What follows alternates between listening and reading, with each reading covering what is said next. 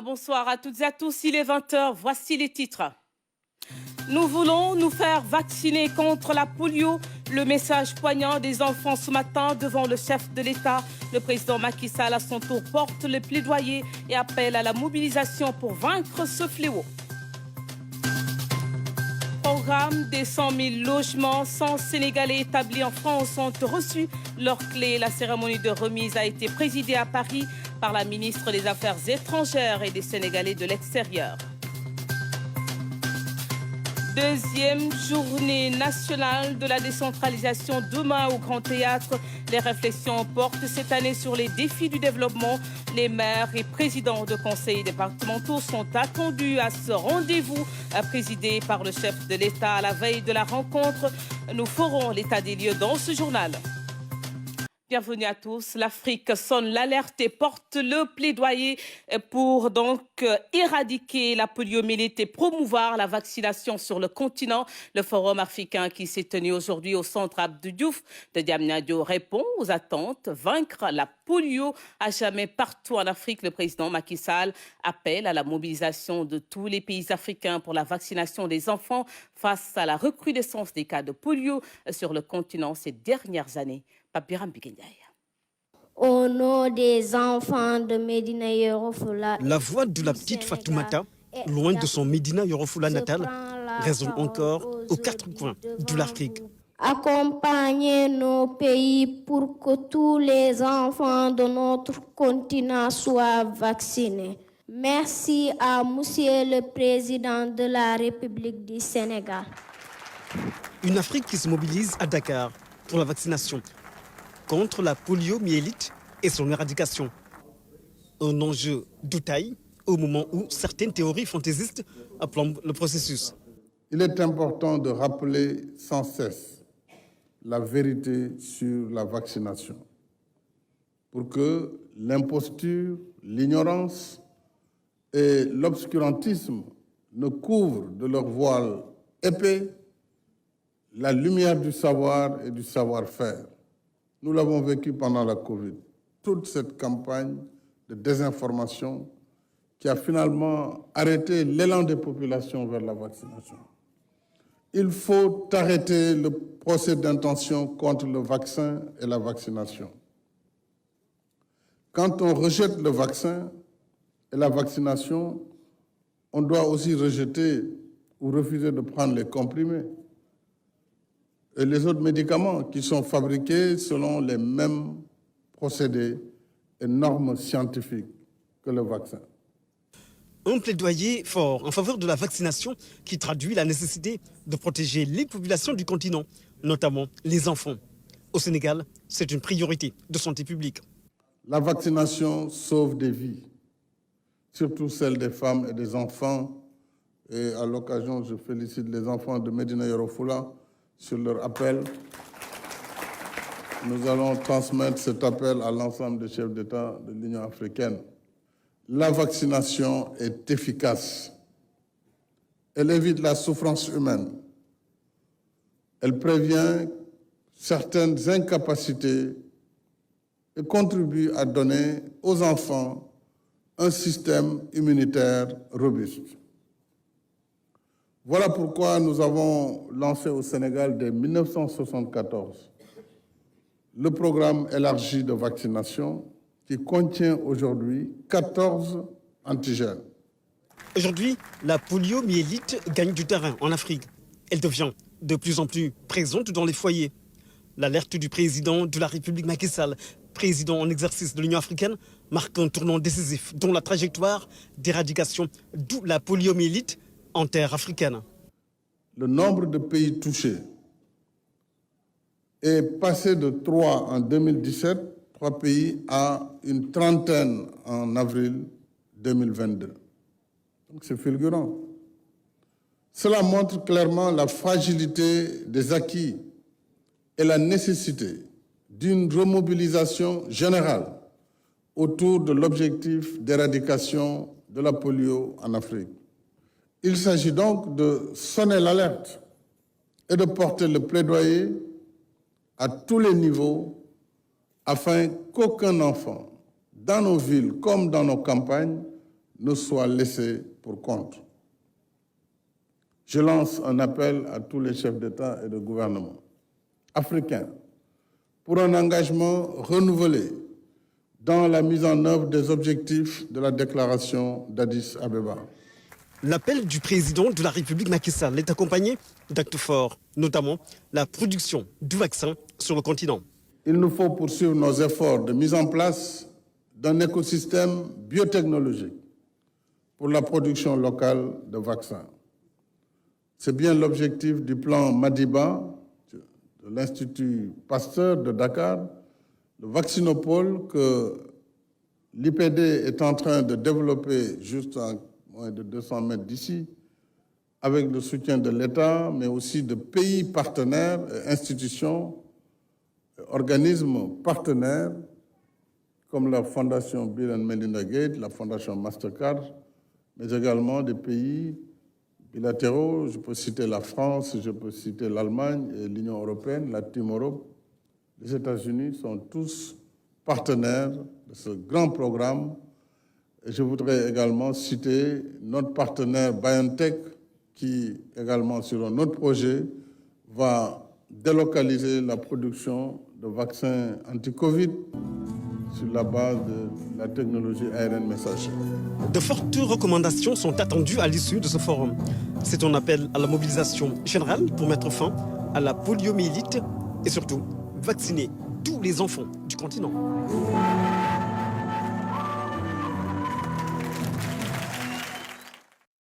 Fait notoire au cours de ce forum, le chef de l'État a reçu le message des enfants qui veulent se faire vacciner pour éradiquer la poliomyélite.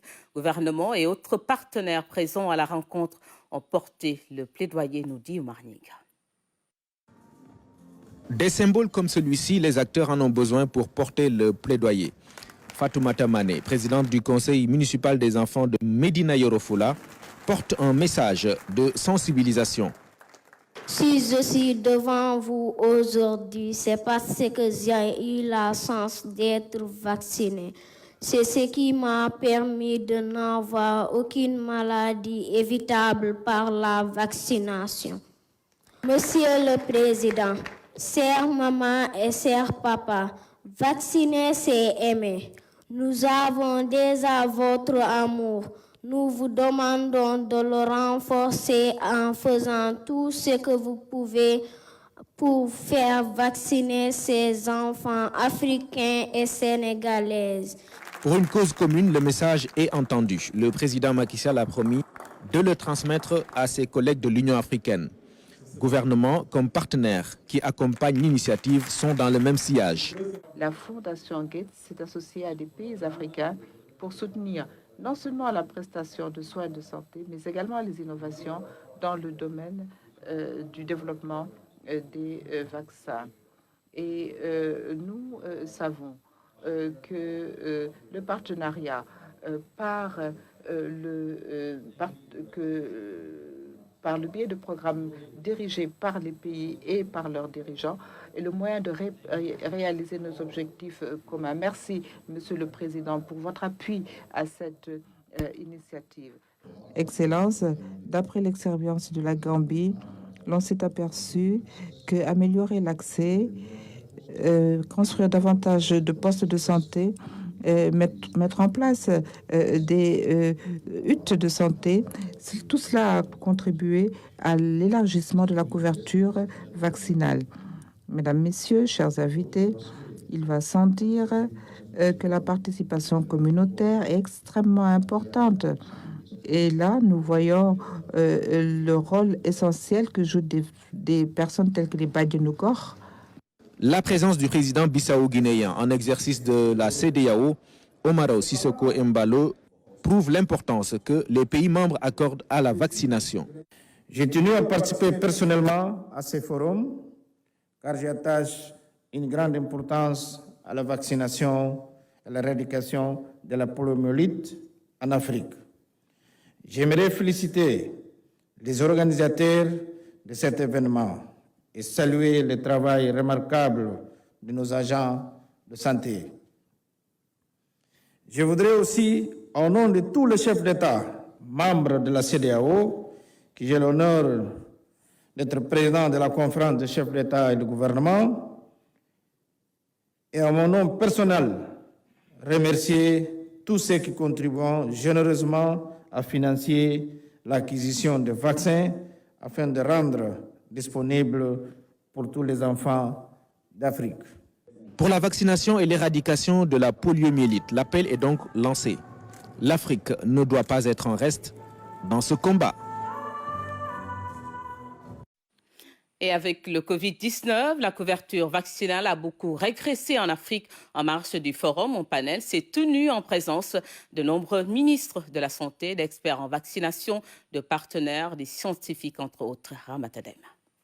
La vaccination est un point essentiel de nos jours pour lutter contre certaines maladies néfastes pour les enfants de 0 à 5 ans, dont la mobilisation de toutes ces personnes qui s'engagent au quotidien pour la promotion et la vulgarisation de la vaccination. L'objectif, rendre les vaccins accessibles à tous les enfants, où qu'ils soient. Nous savons que la vaccination est un acte capital qui permet de sauver énormément de vies, notamment les enfants et les femmes enceintes. Et je pense que ce forum vient à son heure, puisque ça permet de remobiliser autour de la déclaration d'Addis Abeba et de remobiliser l'ensemble des pays, notamment en Afrique noire francophone, mais également l'ensemble des pays d'Afrique autour de la vaccination qui est un acte essentiel et, comme je le disais tantôt, qui permet de sauver énormément de vies. Je pense qu'il faut que dans toutes les dimensions qui nécessitent de mettre en avant la vaccination, que les investissements soient faits. Le premier élément, c'est, comme on dit, l'engagement des autorités politiques, communautaires, administratives. Parce que la vaccination a un coût. L'État doit payer les vaccins, il doit payer les coûts relatifs aux activités opérationnelles. Mais nous avons aussi les stratégies de vaccination. Le défi actuellement, c'est toucher les enfants qu'on n'a pas l'habitude de vacciner. Dans les endroits les plus reculés, il faut aller trouver ces enfants. Et pour cela, il faut que tous les pays se mobilisent pour mettre les financements en place afin d'atteindre les objectifs. La vaccination est une nécessité pour sauver nos enfants et le futur de l'Afrique.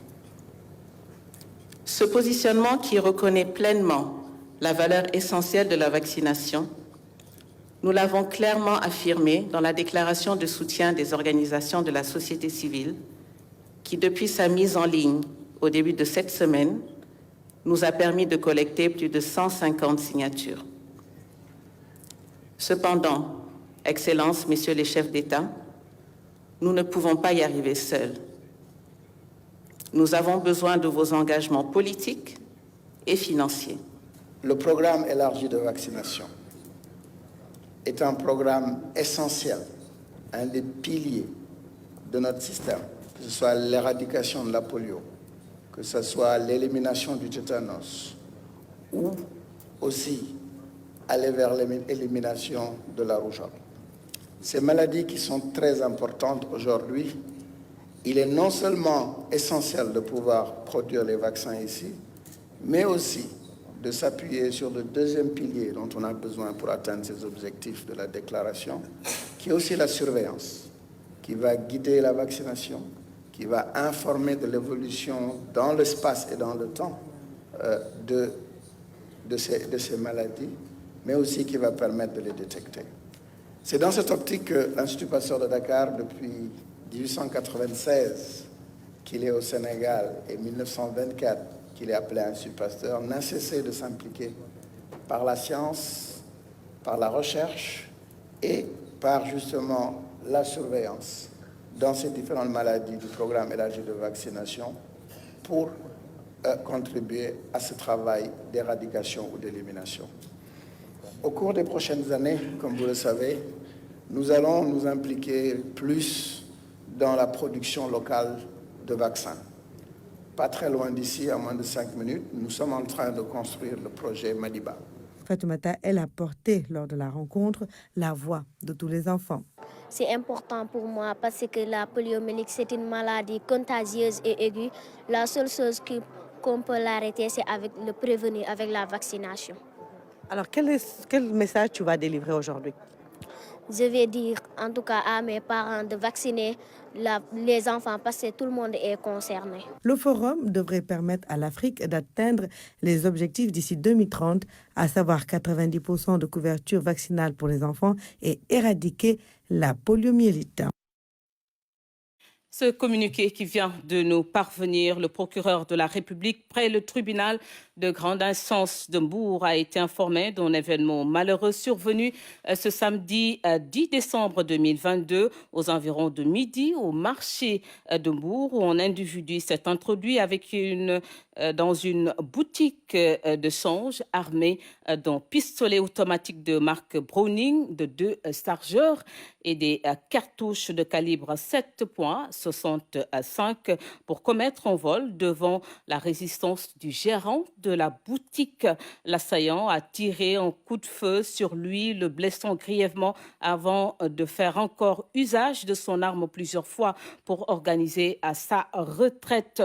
Le gérant de la boutique et une autre personne venue à son secours ont malheureusement perdu la vie des suites de leurs blessures par balle et 3 autres personnes qui étaient proches des lieux ont été aussi grièvement blessées. Après la commission des faits, le mis en cause a été immédiatement interpellé par les services de police dans un bâtiment public où il s'était retranché. Les premiers éléments de l'enquête ont permis justement d'identifier l'assaillant qui s'appelle Ali Kouyaté, né le 2 février 1985 à Zérekoro, en République de Guinée. Au nom de l'État, je m'incline devant la mémoire des disparus et présente aux familles éplorées à toutes mes condoléances. Je souhaite aussi un prompt rétablissement à toutes les personnes blessées. Fait à Mbour le 10 décembre 2022, le procureur de la République,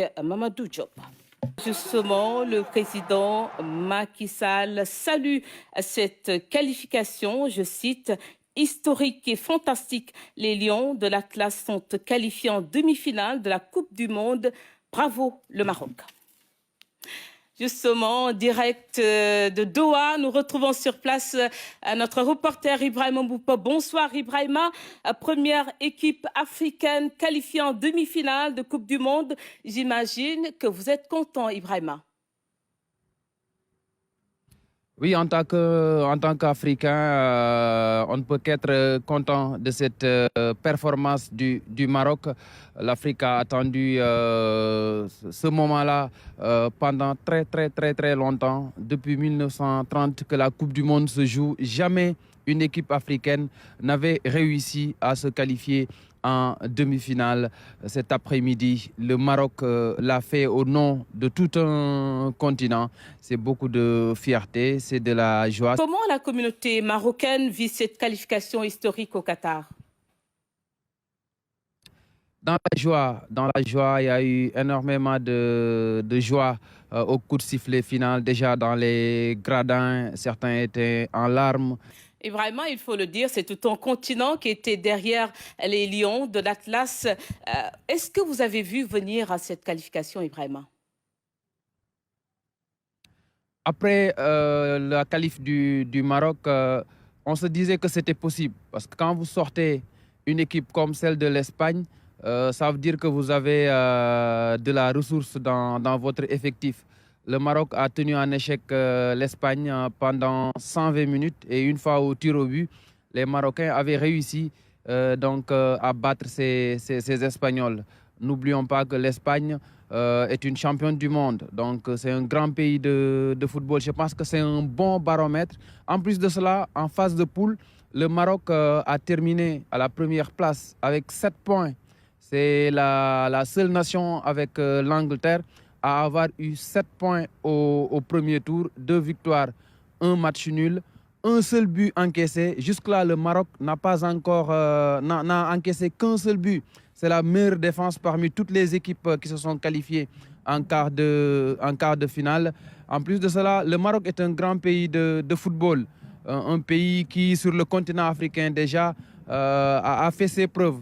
Le Maroc est champion d'Afrique en 1976. Ses clubs ont gagné la Coupe CAF, la Ligue des Champions, le Championnat d'Afrique des Nations. Et par rapport à la Coupe du Monde, le Maroc a souvent écrit des pages d'histoire. Le Maroc est le premier pays africain à se qualifier en Coupe du Monde en 1970, au moment où l'Afrique n'avait qu'une seule place en Coupe du Monde. En 1986 également, le Maroc est devenu le premier pays à se qualifier en 8e de finale de Coupe du Monde. Nous sommes en 2022, le Maroc se qualifie en demi-finale de Coupe du Monde. Ce n'est pas un hasard. Il y a eu un long chemin de 1970 à 1922. C'est un pays qui s'est beaucoup professionnalisé aussi bien dans l'organisation que dans le domaine technique et les infrastructures. Ce qui arrive aujourd'hui n'est pas du hasard. C'est un pays qui a beaucoup travaillé et aujourd'hui, voilà les résultats. Le Maroc se hisse pour la première fois en demi-finale de Coupe du Monde. Une grande première pour le continent africain. Et vraiment, en tout cas, au Sénégal, ça a été bien fêté. Le chef de l'État, d'ailleurs, a fait un tweet pour saluer un peu cette victoire. Vous connaissez bien le Maroc. Dans quel état d'esprit peut-on les imaginer ce soir, Ibrahima? Les Marocains sont contents en ce moment. J'imagine déjà les scènes de joie dans les grandes villes du Maroc comme Casablanca, comme Rabat, comme Tanger, comme Fès. Le buteur d'ailleurs est originaire de Fès, Youssef Nesri, Fès que les Sénégalais connaissent bien. Les Marocains sont de grands passionnés de football. Ils aiment le football. Quand vous regardez les derbys du championnat marocain entre le WAC et le Raja par exemple, les stades sont souvent très bien rempli. Et ce soir, c'est sûr que dans toutes les villes du Maroc, la joie est à son paroxysme et dans la diaspora aussi. Au Canada, en Belgique, aux Pays-Bas, en Espagne, où la communauté marocaine est très, très importante. Déjà, quand vous regardez la composition de l'équipe marocaine, il y a beaucoup de joueurs qui sont nés en Espagne, aux Pays-Bas, en France, en Belgique. Et c'est sûr qu'aujourd'hui, partout où vivent les Marocains, la joie sera le sentiment le mieux partagé. Au Sénégal aussi, parce qu'entre le Sénégal et le Maroc, les relations sont très très cordiales. Ça date de très longtemps et les deux pays ont une coopération dans beaucoup de domaines. Ce sont deux pays frères. On a eu le capitaine marocain Romain Saïs en zone mixte. Il y avait beaucoup de journalistes, mais quand il est arrivé, quand on s'est présenté lui disant que c'est la télévision nationale, il a dit « Ah, ça c'est le pays frère ». Donc ça veut tout dire. Ibrahima, une dernière question. Quelles sont les chances du Maroc pour la suite? Le Maroc garde intact ses chances maintenant. Le Maroc est invaincu en 5 matchs. Le Maroc a sorti l'Espagne, une ancienne championne du monde. Le Maroc a sorti le Portugal de Cristiano Ronaldo avec un potentiel réel dans ce groupe portugais. Walid Regragui, le coach, a dit en conférence de presse qu'il n'a encore rien fait. Le chemin reste encore long. Là, il a d'autres ambitions et parmi ces ambitions-là, c'est de gagner la demi-finale à venir, soit face à l'équipe de France, soit à l'Angleterre.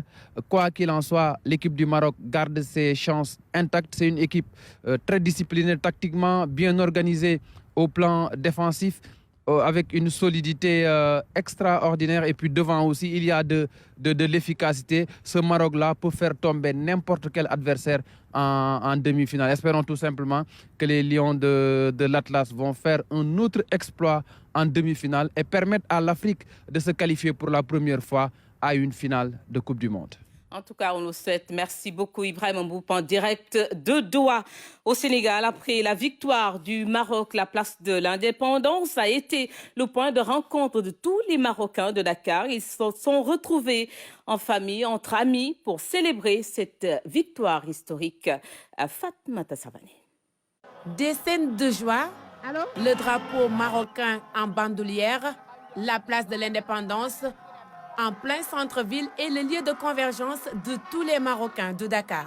Les ressortissants marocains du Sénégal ont été nombreux à rallier le lieu et à exprimer leur joie et leur fierté. On est plus que contents. On se dit que c'est l'Afrique qui a gagné. Elles sont vraiment... C'est comme si c'était le Sénégal qui a gagné aussi. Voilà. Elles sont... Tous là, les Sénégalais sont là pour essayer aussi de partager cette joie avec vous. Maintenant, il faut prier pour que ça continue. On va prier pour que ça continue. On n'a pas fini encore. On est content. On savait qu'on pouvait y arriver. On a réussi. Oui, ce match, c'est pour toute l'Afrique. Une victoire, certes historique pour le Maroc, mais aussi pour l'Afrique. Et cette victoire est dédiée à tout le continent. On est très content de cette victoire. On est très content parce que c'est l'Afrique qui a gagné. C'est l'Afrique qui a gagné, c'est pas que le Maroc. De toute façon, on est fiers. C'est l'Afrique en plus. Le Maroc aussi, beaucoup de l'Afrique.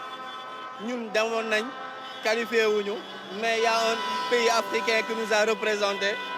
Nous sommes finale. Et on est très contents, très fiers de l'équipe marocaine qui représente tout le Maroc, toute l'Afrique. Et vive le Maroc! Je suis très content, il n'y a pas mieux que le Maroc. Inch'Allah, on va gagner. Inch'Allah. Le Maroc, c'est comme le Sénégal pour moi. C'est mon pays.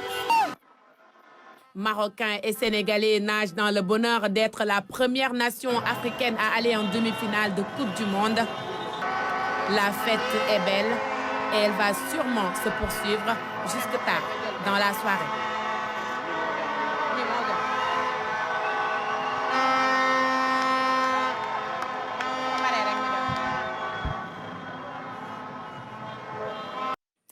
Dans un tout autre domaine, pour reparler des 100 000 logements, le programme fait déjà des heureux 100 Sénégalais établis en France ont reçu hier vendredi leur clé. La diaspora sénégalaise bénéficie, vous le savez, de 20% de ce programme spécialement conçu pour faciliter l'accès à un toit. La cérémonie de remise des clés a été présidée à Paris par la ministre des Affaires étrangères. Les détails avec nos envoyés spéciaux Khalidou Bey et Ramdawa. Ils n'ont que des mots de remerciement à l'endroit du président de la République, l'initiateur du programme 100 000 logements dont ils sont aujourd'hui parmi les tout premiers bénéficiaires. Nous avons des maisons au Sénégal, ce n'est pas une mince affaire. Et j'aimerais vous dire tout de suite qu'en signant nos contrats, nous avons donc signé des contrats pour avoir des maisons. Et bien aujourd'hui, nous signons un contrat avec son Excellence, le président Macky Sall, pour lui dire que la diaspora est fière de lui et qu'aujourd'hui, nous sommes prêts à l'accompagner tant qu'il le voudra et à chaque fois qu'il le pourra. La cérémonie qui nous réunit aujourd'hui, et j'en suis convaincue, marque le début d'une série qui se poursuivra pour les autres coopératives des Sénégalais de l'extérieur dans les autres continents, pays et villes, comme aujourd'hui pour nos compatriotes de la France. Démocratiser l'accès au logement est l'esprit de ce programme. L'État compte sur le soutien de plusieurs structures publiques comme privées. Il faut noter la mise en place d'un mécanisme incitatif d'accompagnement à des femmes acquéreurs avec un relèvement du taux de la quotité de garantie à 60%. Cette mesure a été prise dans le cadre des négociations que nous avons eues avec la Banque mondiale, qui va mettre une enveloppe de 25 milliards pour la ligne de garantie des acquéreurs de tous les bénéficiaires de ce programme des 100 000 logements. Regroupés en coopérative, ces Sénégalais de la diaspora montrent la voie. La 15e région bénéficie de 20% des 100 000 logements, du concret pour ces 100 premiers acquéreurs de la France. Nous y voilà. Et je dois dire cet après-midi que le rêve est devenu réalité. Or, le rêve, c'est vous. La réalité, c'est le président Macky Sall. C'est ça la vérité. C'est vous le rêve. Parce que de tout le temps, vous aviez rêvé pouvoir bénéficier d'un toit. De tout le temps, vous aviez rêvé enfin sortir des affres, de la tromperie, de l'escroquerie. Quand vous venez au Sénégal, vous déposez votre argent, vous faites confiance à quelqu'un, qu'il le détourne et qu'il ne vous reste que la déception. C'était ça, la situation sur les logements de la diaspora. Et est arrivé le président Macky Sall. Et qu'est-ce qu'il dit? Il commence par dire, je ferai de la diaspora la 15e région. Et personne ne savait c'est quoi la 15e région. Si le rêve est devenu réalité, c'est que ces Sénégalais qui se sont organisés ont aussi trouvé en face un gouvernement mobilisé. Tous les services du gouvernement sont là. Demain, personne ne dira « Ana sama kayitu kër » parce que ton titre foncier, tu l'auras entre tes mains. Donc la boucle est ainsi bouclée. Vous êtes l'attributaire, le ministère de l'Urbanisme donne le terrain, vous êtes l'attributaire, vous vous engagez, vous payez, la BHS ou PAMECAS finance, Le FONGIP garantit au cas où les clés et le titre vous sont remis par un notaire et sage construit. Voilà. Et la boucle, elle est ainsi bouclée et le système est verrouillé. Veiller au remboursement pour permettre à d'autres Sénégalais d'avoir également accès au toit, c'est la recommandation de la ministre, fière de voir que ces coopératives d'habitat sont tenues pour la plupart par des femmes. Je vous l'annonçais également en début de journal, le chef de l'État préside demain au Grand Théâtre la deuxième journée nationale de la décentralisation. À la veille de ce rendez-vous, la rédaction fait le point dans les régions, d'abord Saint-Louis, où d'importants projets et programmes de développement sont réalisés et d'autres en cours dans la vieille ville. Ils concernent l'assainissement, la voirie, l'éducation, la santé, le sport, entre autres secteurs. À Saint-Louis, on fait le point avec Diana Badjar. Saint-Louis est l'une des plus importantes communes du Sénégal, comme en témoigne son inscription sur la liste du patrimoine mondial de l'UNESCO. De 2014 à nos jours, Mansour Faye en est le maire avec 2 mandats consécutifs. Sous son magistère, d'importants travaux sont réalisés pour rendre la vieille ville plus attractive. Nous avons eu plusieurs kilomètres de voirie dans plusieurs quartiers et surtout pour Promoville, nous avons une voirie accompagnée d'évacuation des eaux pluviales, mais également avec des lampadaires au niveau de ces voies. Nous avons également Ferra qui nous a également fait bénéficier de voiries. L'assainissement figure parmi les priorités pour une commune dont de nombreux quartiers sont inondables. Toujours dans le secteur de l'assainissement, avec le concept Ndar Set Wetch Leer Nañ, l'hygiène s'est beaucoup améliorée dans la ville. C'est avec la même détermination que la mairie s'attaque au secteur de l'éducation et de la santé. Nous avons également pu, au niveau de la santé, réhabiliter des postes de santé et même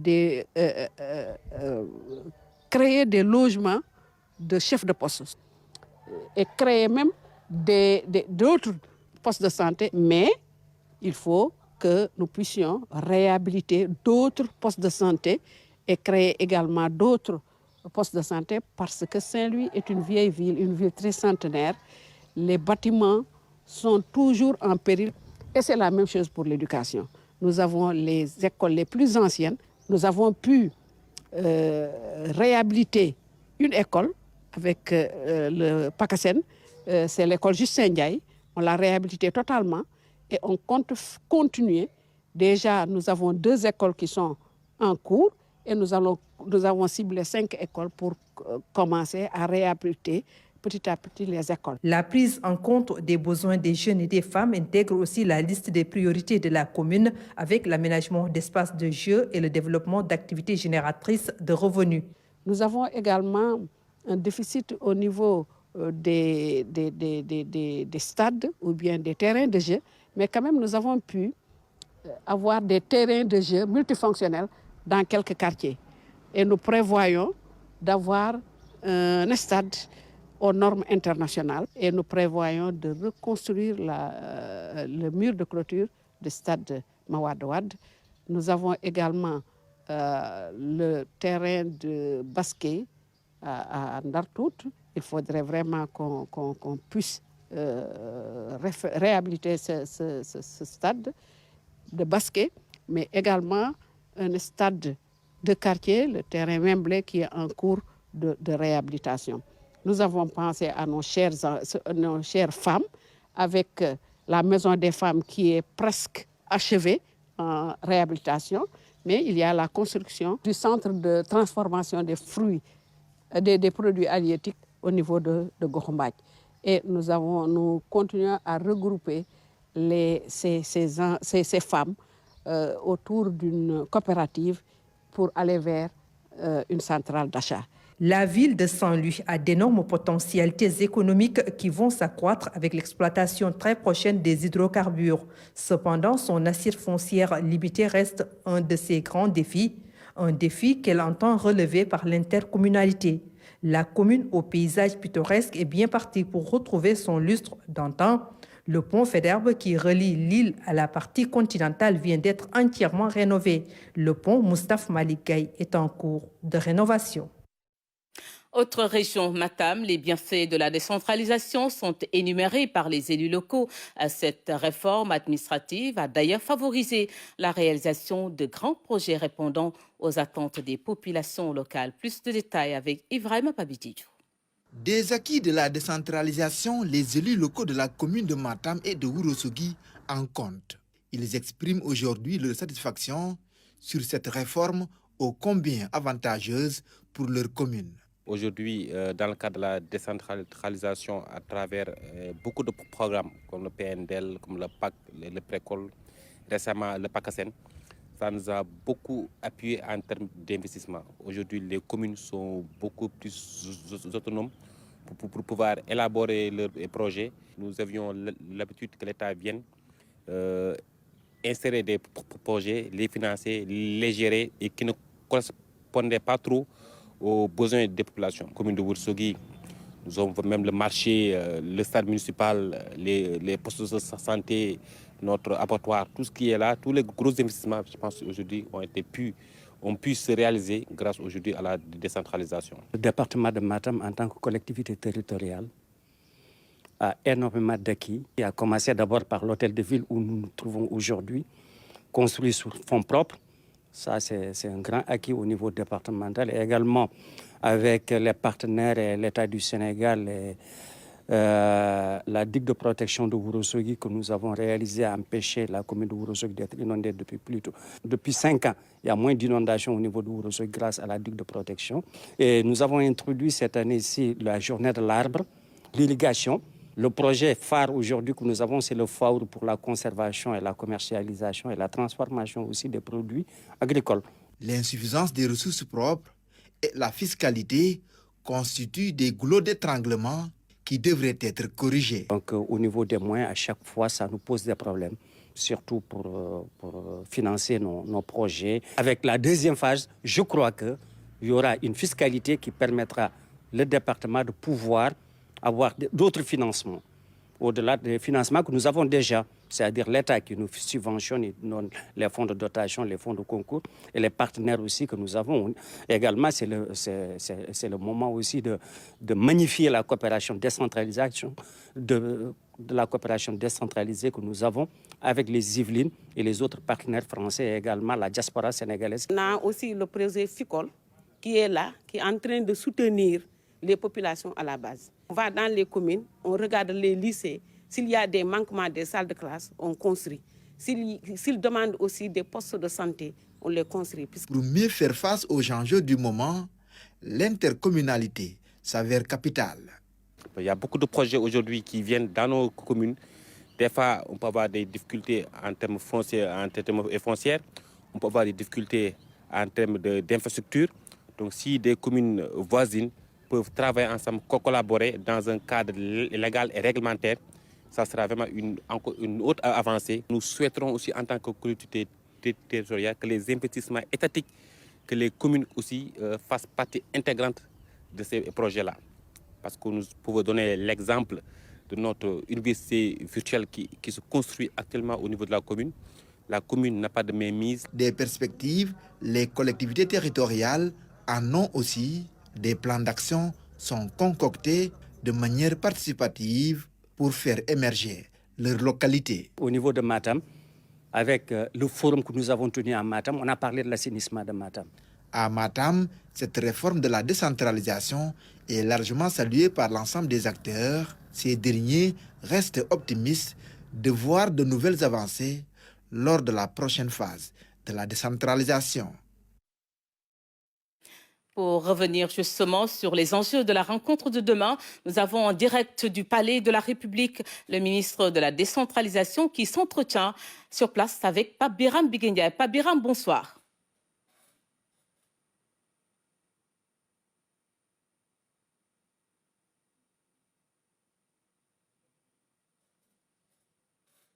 Le chef de l'État, le président de la République, Macky Sall. Et pour en parler, nous sommes avec le ministre des collectivités territoriales, Mamadou Talla. Alors, monsieur le ministre, quels sont les enjeux de cet événement de demain, cette 10e édition de la Journée nationale de la décentralisation? Je vous remercie beaucoup. C'est une journée extrêmement importante, comme vous le dites. Une journée donc instituée par décret du président de la République qui concerne l'ensemble donc de nos collectivités territoriales. Il faut dire que nous allons réfléchir sur, en tout cas, les collectivités territoriales face aux défis du développement durable. C'est dire que ce sujet est extrêmement important et surtout que c'est une rencontre de partage, d'échange, d'écoute, d'échange également au niveau de très bonnes pratiques. Mais c'est aussi une rencontre qui nous permet d'évaluer l'ensemble donc des directives et des recommandations donc de l'année dernière, leur niveau donc de réalisation. C'est dire qu'aujourd'hui, toutes les collectivités territoriales au niveau national sont aujourd'hui présentes ici à Dakar et ce sera une journée extrêmement importante qui se déroulerait donc au Grand Théâtre à partir de 9h et dire que également dans la deuxième partie, les organisations donc telles que l'AMS et l'ADS procéderont au renouvellement donc de leur bureau. Alors, il y a eu des recommandations fortes à l'issue de la première journée, la première édition de la Journée nationale de la décentralisation. Où en êtes-vous justement dans la concrétisation de ces recommandations? Il faut préciser que la volonté du président de la République est d'installer au Sénégal des collectivités territoriales donc viables et effectivement donc compétitifs qui portent des projets qui permettent de développer donc nos territoires. C'est en ce sens que depuis en tout cas la dernière année, des recommandations avaient été faites, mais le plus important, c'est surtout au niveau réglementation, au niveau des textes. Il y a eu beaucoup de textes qui ont été adoptés. D'abord, la loi au niveau de l'aménagement du territoire. C'était une recommandation, la loi a été adoptée. Il y a eu, après donc cette loi, plusieurs décrets. Mais dire aussi que nous avions un chantier capital et essentiel. Et dans ce chantier, c'était l'installation d'une fonction publique locale au niveau du Sénégal territorial. C'est devenu une réalité. Le président donc a créé ce centre national. Le directeur général a été nommé. Et nous sommes donc en train d'installer, de mettre en œuvre en tout cas cette fonction publique territoriale. Mais on ne s'est pas arrêté là. Il y a également des recommandations qui sont sorties en voulant chaque année transférer encore massivement beaucoup de moyens au niveau des collectivités territoriales. Chaque année, c'est un engagement de 5 milliards de plus. Pour vous dire tout simplement que l'État, comme nous savons que les collectivités, ce sont des démembrements de l'État, l'État transfère beaucoup de moyens. Les fonds de concours, des fonds de dotation, la ristourne, la selle, le fonds minier. Mais l'État ne s'est pas arrêté là. En dehors donc, de ce transfert massif de fonds, c'est pratiquement 80% du budget du ministère. Mais en dehors de ça, nous avons également des organismes, des organisations, des agences qui travaillent aussi à côté de ces collectivités pour les rendre viables, pour les rendre en tout cas attractifs. Il s'agit donc de l'ADEME, il s'agit de l'ADEL, il s'agit également de l'AGETIP. Beaucoup de projets tels qu'en allant, des constructions d'hôtels de ville, en allant également dans le domaine de l'éducation, dans le domaine de la santé. C'est dire que cet accompagnement n'est pas seulement que financier, il est également en termes d'installation de projets dans nos collectivités. Mais on ne s'est pas arrêté là. Le président de la République qui a voulu donc réserver, en tout cas faire un accent particulier sur le développement de nos territoires, a également installé au Sénégal d'autres programmes et projets, tels que Promoville, que vous connaissez, le PUDC, et d'autres projets, donc tous concourent au développement de nos territoires. Donc c'est dire que c'est une volonté d'accompagner durablement ces territoires parce que l'émergence de notre pays, l'émergence du Sénégal, passerait également par l'émergence de nos territoires. Vous venez d'évoquer là les avancées notées dans le secteur de la décentralisation. Vous avez également évoqué dans la foulée les projets, des programmes, en citant bien évidemment Promoville et d'autres programmes. Alors il y a un gros chantier qui attend le Sénégal aujourd'hui, c'est le chantier de l'état civil. Mais vous avez raison, après ce chantier que je viens de dire, qui est d'installer à côté de la fonction publique d'État, une fonction publique territoriale, le président de la République a décidé également qu'au niveau de l'état civil, un service spécial est dans ce ministère qui ne s'occupe que de l'état civil. À l'instant où on parle des jeunes Sénégalais qui ont déjà fait le tour du Sénégal pour faire un état des lieux sont aujourd'hui à l'extérieur au niveau de la diaspora. Comme vous le savez, les actes d'état civil, que ce soit des actes de naissance, malheureusement des actes de décès, des actes de mariage, c'est extrêmement important. Mais la finalité de ce projet est que chaque Sénégalais, partout où il est, qu'il puisse avoir accès à ces actes d'état civil sans pour autant qu'il soit obligé de se déplacer. Je suis ici à Dakar, que je ne sois pas obligé d'aller jusqu'au Fouta pour récupérer mes... Donc la numérisation, la digitalisation, l'installation de plusieurs centres secondaires dans notre pays qui a déjà commencé. Donc c'est vous dire que c'est un vaste chantier. Mais à côté de ce projet, Vous savez que le président a voulu accompagner donc nos agglomérations et nos communes à travers le PACASEN. Le PACASEN qui a fait un excellent travail, qui est apprécié par tous les élus locaux. Ce PACASEN où le président a décidé de mettre 130 milliards sur 123 communes, ce PACASEN a eu un excellent résultat et nous sommes dans une phase de voir le président tient à l'équité territoriale, comment faire pour que l'ensemble des collectivités puissent avoir accès. C'est le PACASEN rural qui va s'installer.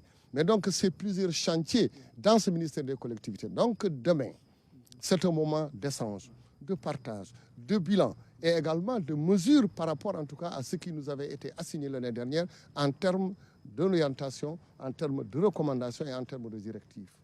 Avant de vous lâcher, vous avez évoqué tout à l'heure, il y a un instant, la 12e phase de cette journée de demain, le renouvellement du bureau de l'AMS et de l'ADS. Qu'est-ce qu'il faut retenir à ce niveau-là? Je précise d'abord qu'au niveau de l'AMS, qui est l'association des maires du Sénégal, tout maire du Sénégal est membre de cette association. Alors, dans cette deuxième partie, nous avons invité les maires du Sénégal, quel que soit le maire, qu'il soit donc de la majorité ou non, les maires ont été invités à travers l'AMS, à travers le ministère et également l'ensemble donc des responsables au niveau départemental, au niveau de l'ADS. Et les gouverneurs et les préfets également ont été saisis, ils ont travaillé au niveau local avec l'ensemble de ces maires pour qu'ils viennent. Et d'ailleurs, aujourd'hui, ils sont tous pratiquement à Dakar. Donc c'est un moment important qui nous permet de renouveler nos instances au niveau de l'AMS, au niveau de l'ADS et également entrevoir au niveau de l'UAL qui est l'union également de ces associations. Donc c'est dire que c'est une journée capitale et importante pour le Sénégal et pour le développement de nos collectivités territoriales. Voilà qui est bien dit. Merci, Monsieur le ministre. Merci beaucoup, c'est moi qui vous remercie. Merci. Anne-Marie Gomis, c'était là le ministre de la décentralisation qui a un grand événement demain. C'est la 12e édition de la journée nationale de la décentralisation. C'était tout ce qu'on pouvait retenir ici en direct du Palais de la République où le ministre Mamadou Talla est en train de s'entretenir avec le chef de l'État, le président de la République, Macky Sall, notamment sur l'événement de demain.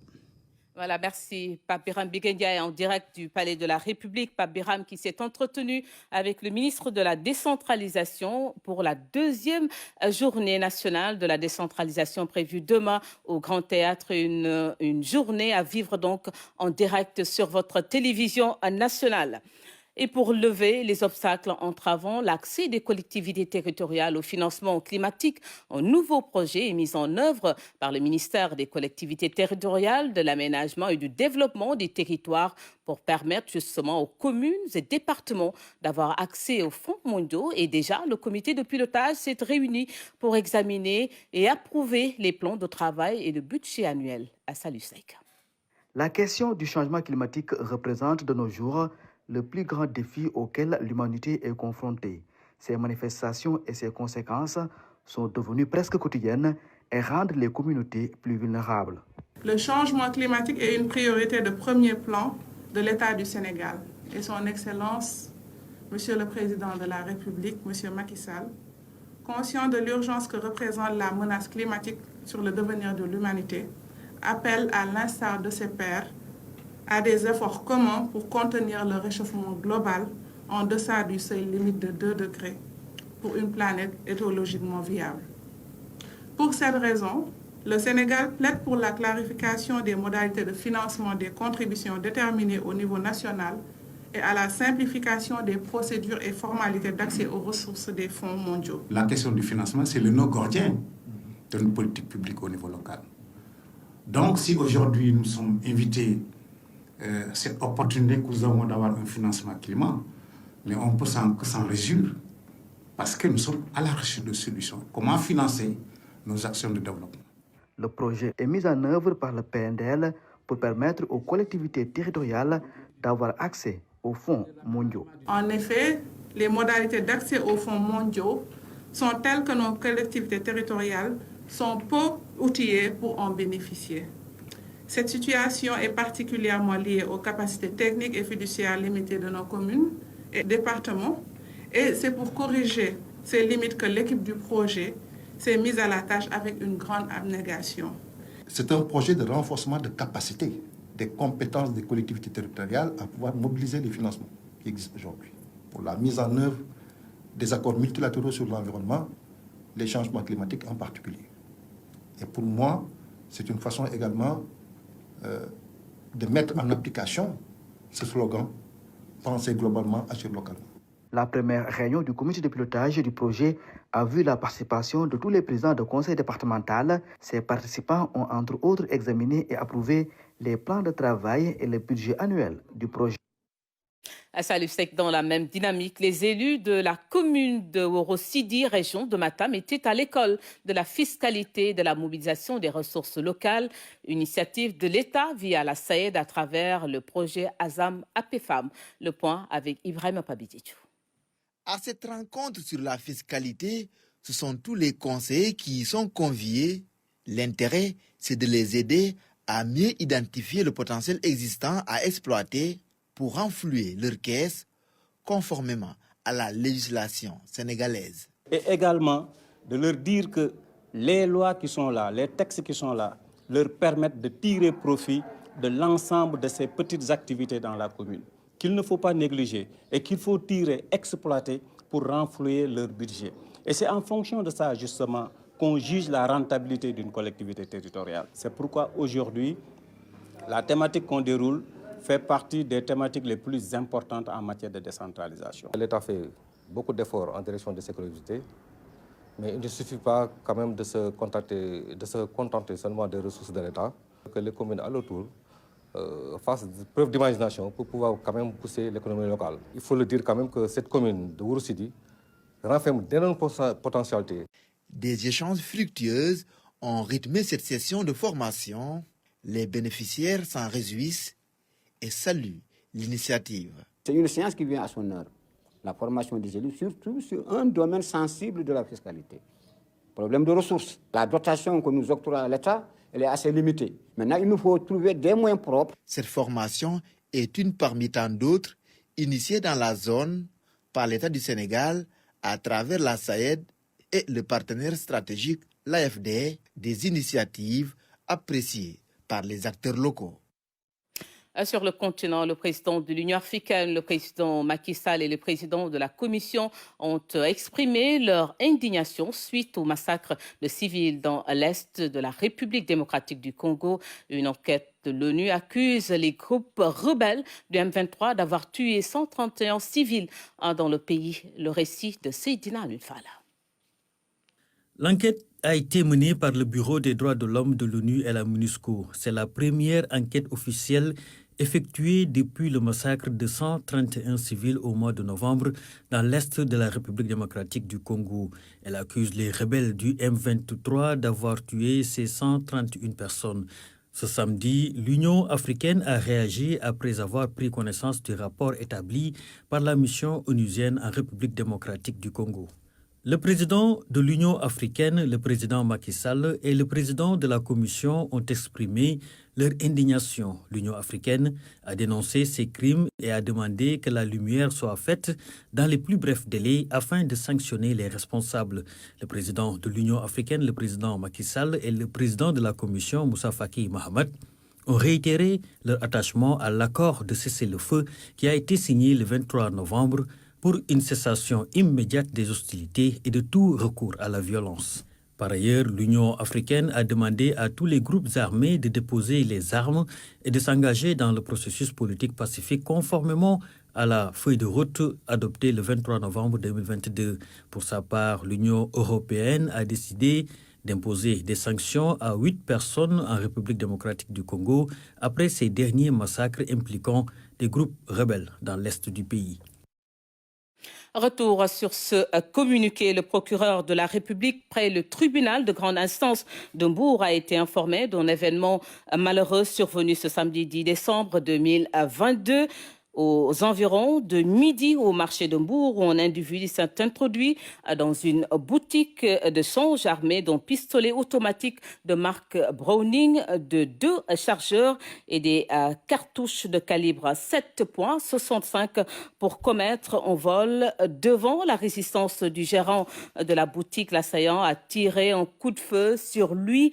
le blessant grièvement avant de faire encore usage de son arme plusieurs fois pour organiser sa retraite. Le gérant de la boutique et une autre personne venue à son secours ont malheureusement perdu la vie des suites de leurs blessures par balle et 3 autres personnes qui étaient proches des lieux ont été aussi grièvement blessées. Après la commission des faits, le mis en cause a été immédiatement interpellé par les services de police dans un bâtiment public où il s'était retranché. Les premiers éléments de l'enquête ont permis d'identifier l'assaillant qui s'appelle Ali Kouyaté, né le 2 février 1985 à Zérekoro, en République de Guinée. Au nom de l'État, je m'incline devant la mémoire des disparus et présente aux familles éplorées toutes mes condoléances. Je souhaite aussi un prompt rétablissement à toutes les personnes blessées fait à Mbour le 10 décembre 2022. Le procureur de la République, Mamadou Diop. Voilà donc qui met fin à cette présente édition. Merci de l'avoir suivi. Bonne soirée à tous.